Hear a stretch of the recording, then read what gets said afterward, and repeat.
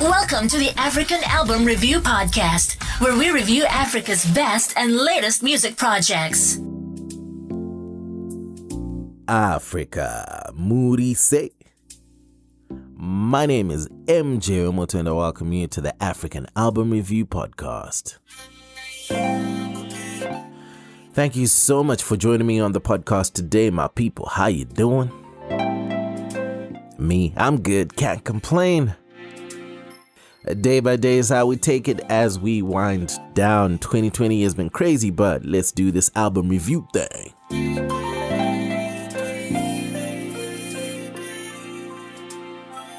The latest African album review is Loading.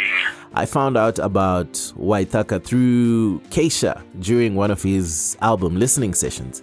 And Waithaka had produced one of Keisha's songs from a few years ago, and it was epic. That's when Keisha said, "You gotta listen to this guy's new album," and I thought, why not? I'm always up for new music, and Waithaka has been doing music for 15 years, thereabouts, and that's what he majored in college. And here I am with another album review for Waithaka's latest offering titled BLK2541. BLK2541 is released under Waithaka Entertainment, 15 tracks, 50-minute runtime, and produced by Waithaka. Album Review. Let's analyze the music. The album kicks off with a nice instrumental intro, and Tabasamu is the song that comes after that intro, and it is a jam and a half. This song really has so much finesse in the makeup. The beat is a vibe. The performance by Kipsang is absolutely legendary to make one of the hidden gems of 2020 going into 2021. If there's any justice in the world, then this song is a certified hit already. You have my word on that one. A song on the project I think has that level of niceness, being groovy as well, is Ibambe Katamabe featuring Jivu and Sasabasi. This one is a song you send to the girl you're feeling. On that, the song explains how I feel, kind of steez. And my favorite part of the song is where they start singing Show Me You, which sounds close to the song Gotha by the late Jabba and Lon John, produced by Carvin Absalon. As if that was not enough, track 2 on BLK2541, Wanja featuring Wanjine, is an R&B stunner. Not sure I can actually do justice to the brilliance here by words alone, but my recommendation is listen to this jam, especially if you're into R&B or if you just love, music that just has those sweet chords going on. Listen to it. Slow Motion was another great track which took a unique form for the context of the project up to this point. It is an R&B hip-hop vibe which leans more towards the R&B side of things, with the MCs really showing that poise and control to be able to perform on such a song where you'd probably see the vocalist shining. I mean, the vocalist did shine on the track, but the MCs did well to match up and give the song that fullness from all angles.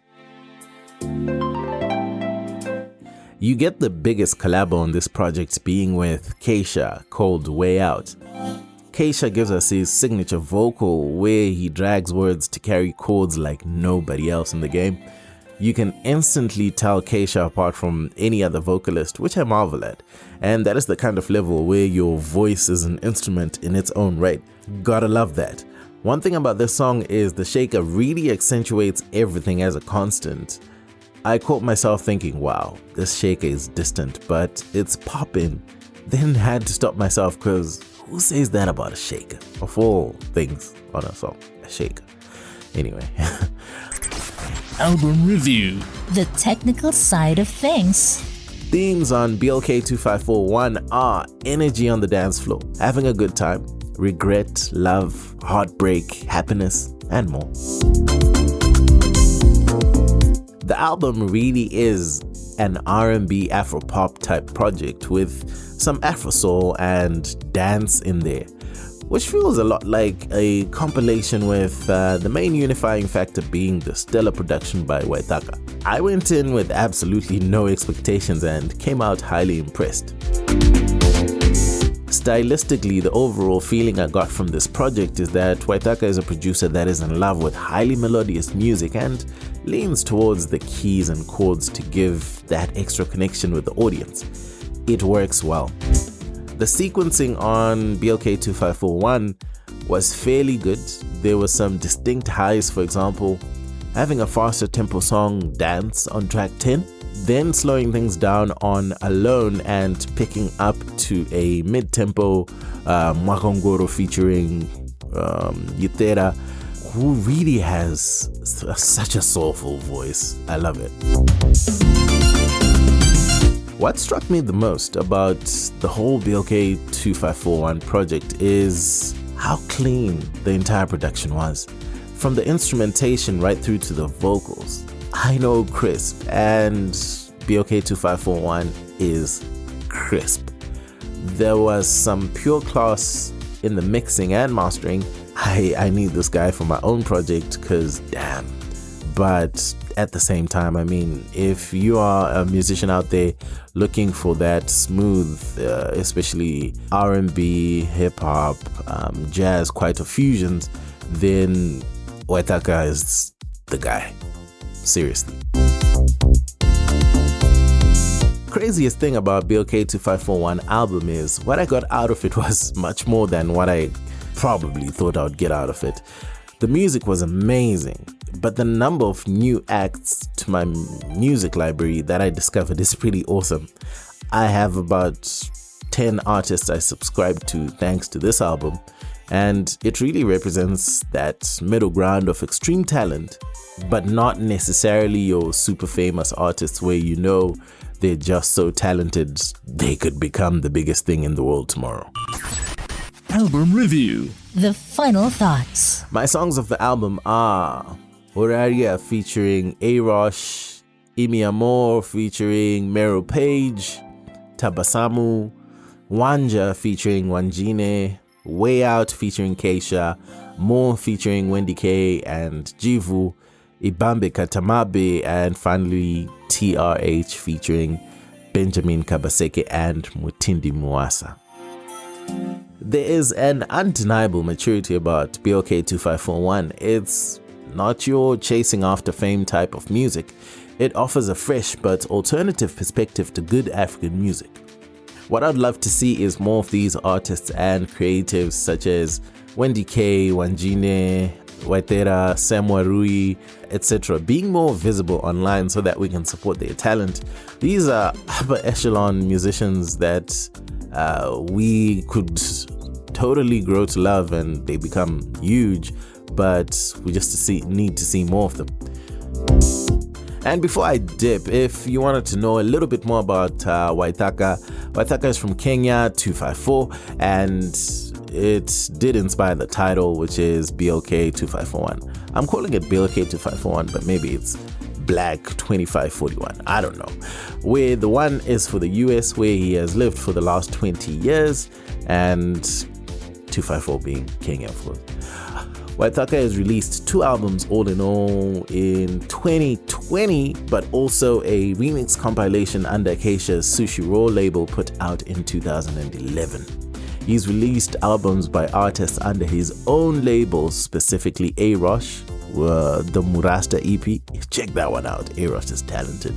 Kwame Rigi, Urgendo EP, Malkia EP, and Kamawendo EP. So that's 3 EPs by Kwame Rigi. He describes his sound as a mixture of R&B, which he grew up on in the 90s, the jazz piano, which he took in college, Afro soul, kapuka, kwaito, then sort of combined into one, becoming this fusion, depending on the artist he's working with and if it's his own song or what. And he also says he plays the piano, so the music is very chord and melody driven. If you want to connect with more Waithaka music, then go to Twitter, Facebook, YouTube, wherever, and the handle remains the same, Waithaka ENT. So WAITHAKAENT.